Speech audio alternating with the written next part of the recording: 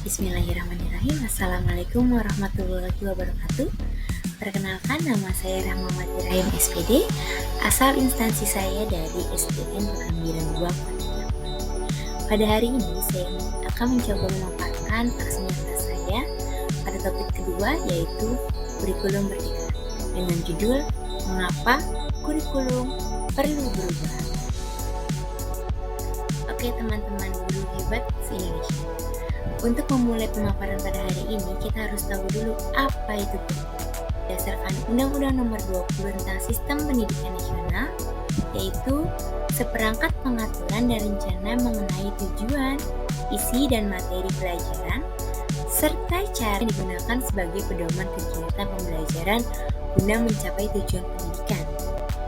Jika kita membahas tentang kurikulum, yang pertama, kurikulum dimaknai sebagai titik awal sampai titik akhir dari pengalaman belajar murid.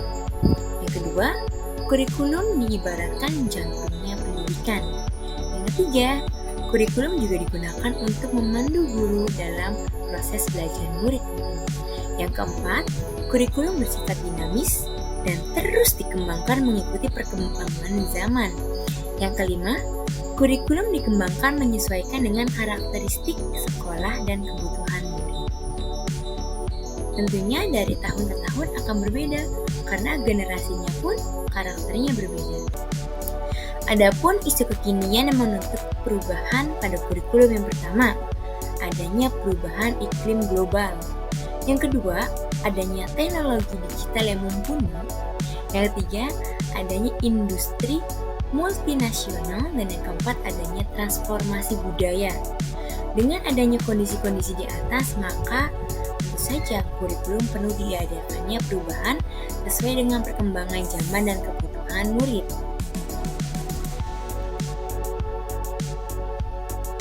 Ada pepatah mengatakan, "It takes a village to raise a child," yang artinya butuh seluruh desa untuk membesarkan seorang anak.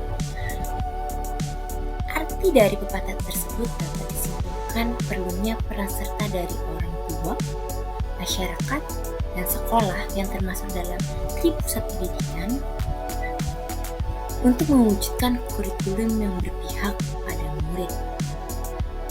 Ketiganya harus berkolaborasi secara maksimal di antara guru, orang tua, dan juga pemerintah.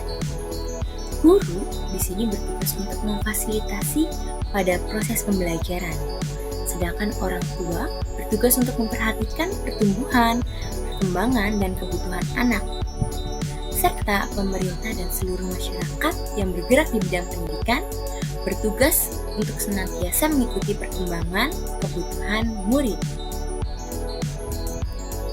Jadi, mengapa kurikulum perlu berubah? Yang pertama, guna mengikuti perkembangan zaman. Yang kedua, menyesuaikan dengan karakteristik sekolah dan kebutuhan murid. Dan yang ketiga, menyiapkan generasi yang mampu memandang ke depan dan visioner. Ingat, bagaimanapun perubahan kurikulum yang dilakukan harus selalu memperhatikan kebutuhan murid, sehingga dapat memberikan pembelajaran yang lebih bermakna kepada anak-anak. Sekian pemaparan pada kali ini, kurang lebihnya saya mohon maaf. Wabillahi taufiq wal hidayah. Wassalamualaikum warahmatullahi wabarakatuh. Terima kasih.